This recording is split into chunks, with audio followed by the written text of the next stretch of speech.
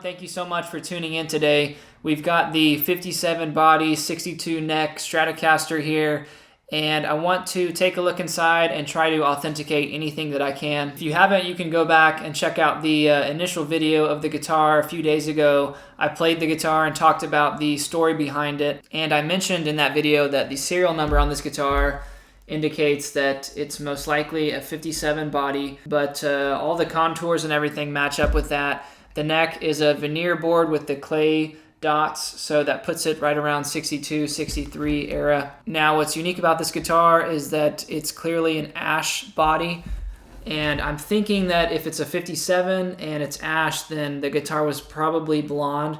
So hopefully we can find maybe some original paint in the cavities here and try to prove that theory. So I kind of asked you guys in the previous video to leave a comment and let me know what you think I should do with it.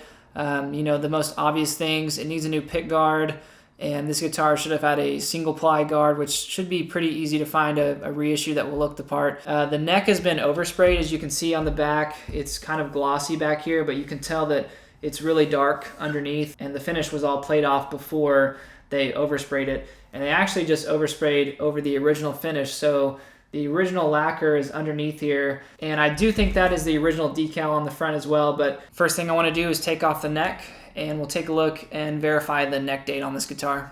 Alright, so let's go ahead and get into it. The first thing I want to do is take this neck off. I'm just going to cut these strings. I should also mention I've got a multimeter here, so we can take a look at these pickups. I think the neck pickup is original. The other two are Seymour Duncan's. One thing that I wanted to mention about the neck on this guitar, it's kind of hard to capture, but it has this really nice flame that goes along the side here. You might be able to see it where it's at right now. I've actually seen that on a few different like 62, 63 necks. One of Philip Sace's 63 Strats has that same kind of thing going on.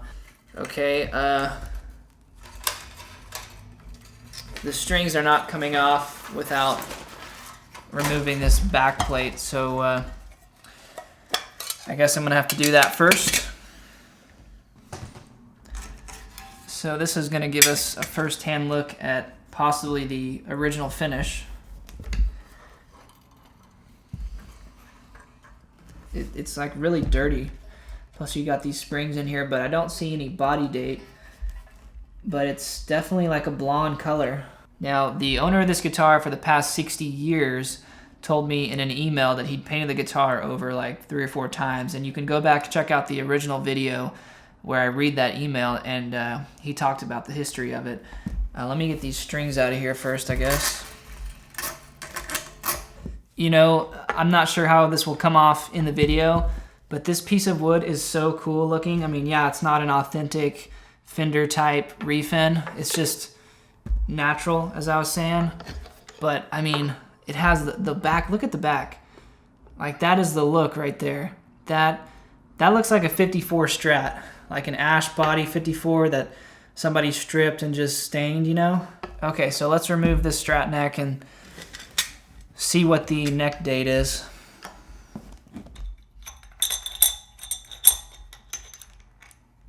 So on the back of the neck plate area here, there's no sign of original finish. There's a little bit of blue paint, and I think he did write in that email that he once painted it blue, but no sign of the original finish there. Flipping the body over, now it gets a little bit interesting. Let me save that for a second here. Here's the neck. Hopefully you guys can see that. 2 denotes Stratocaster. August 62B is the neck width. That's pretty much standard for a Strat. Truss rod looks to be in good shape. I will say that the veneer has been sanded down a little bit. These were extremely thin to begin with, so you got to be careful with these. But with that being said, even if this fretboard was planed before, it is so ridiculously played in. My 61 Strat has the same kind of look where you can really feel the play wear. And that, like, if you're wanting a really nice feeling rosewood board neck, this is literally as good as it gets, man. This thing's got jumbos on it, clay dots, the wider 12th fret spacing. It's that wide D shape, and it has the look. I mean, this is what you want. That is the tooling hole from where it was on the template or the router machine. It's got these two little marks right here, which this is something they did at the factory. I'm not sure exactly what that means, but a lot of necks during this time period had that. The screw holes have not been screwed with. Maybe you can see the flame a little better here. Like I said, you got to get it at the right angle, but it goes all the way up. You can see how dark it is because this thing has been played a ton.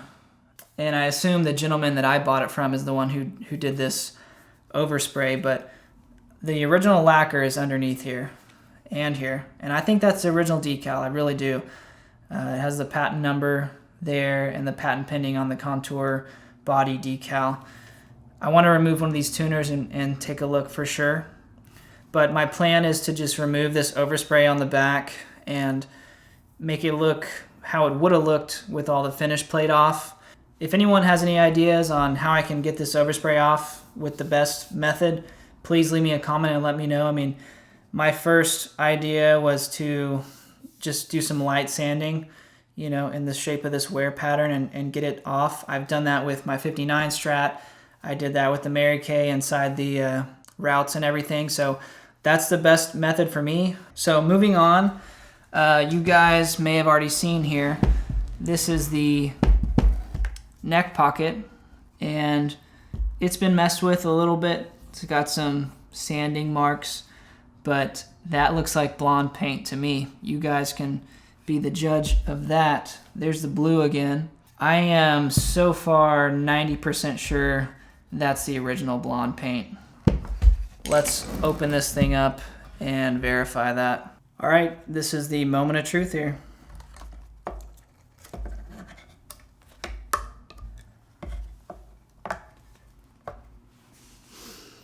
I'll grab the camera and let you guys check this out, but just my first glance at all this, 557 body date, all the cavities are literally untouched. Like they've never been sprayed over. The guy who repainted this guitar however many times, he must have taped off the cavities and did a fantastic job because these are untouched, 100%, which is so cool because you can now see like all of the router marks, and that's original lacquer. So that's, you know, 60-year-old Fender blonde finish right there. And this is beautiful. I mean, this is all you could ask for right here. Worm route right there, which is basically untouched. I mean, it's still got the little hairs, as they call them. Router mark down there at the bottom. This looks like original finish all right here too. It's kind of tough to see, but you know, a couple extra screw holes. Who knows what was going on there. I think that might be an extra one, or that one. You can see the nail holes. One right here. I think there's one there. Probably another one somewhere. I think that's one. You know, yes, the guitar's been refinished 3-4 times, but somebody took the time to save these cavities. And why would you? I mean, back in the day, this was just a inexpensive guitar to get the job done. But man, that's great. That's awesome news.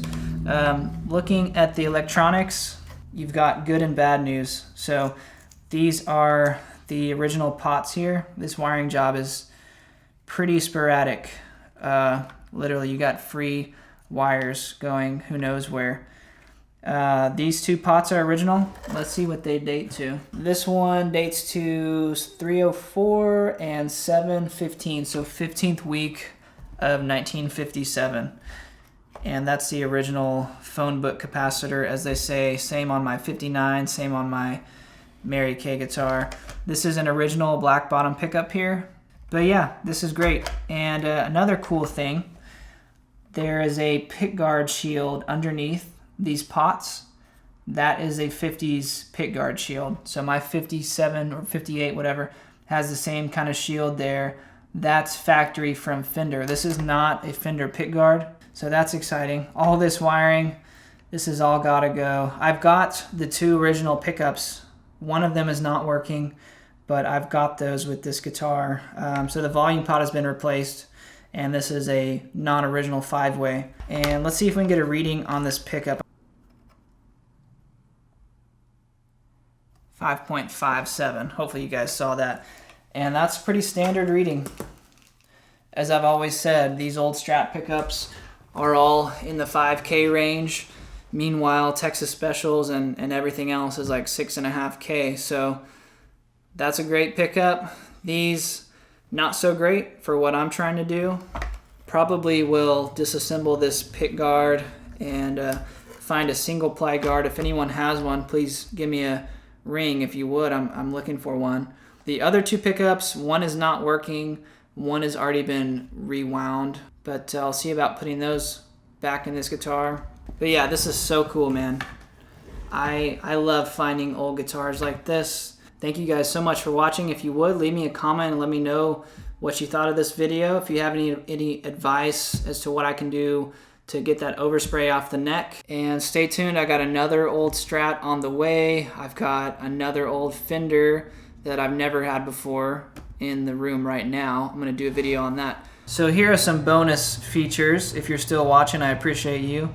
You get to see the deep cuts, but this is a original 50s, early 60s patent number Clouson tuner. You can see the patent number on the back there. And it looks like, to me, whoever oversprayed this thing left the tuners on when they did this. And I think that's the original lacquer there on the back.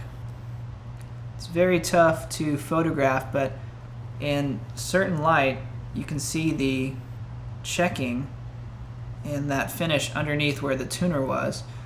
So I think that's the original lacquer, and then everything else has been kind of oversprayed, but you can see the slight difference in color. Yeah, so I don't know if that's worth touching on the back of the headstock, but like I said, leave me a comment and let me know, because all this back here has got to go. And that should be pretty easy to get off. It's almost all gone on the side there, if you can see that in the light. The other thing I wanted to show you guys real quick, it's tough to get a good look inside of here, but this is the original output jack, and inside there is the original blonde finish again. Thank you guys so much for watching. I really appreciate all of you. Take it easy, all right? Peace!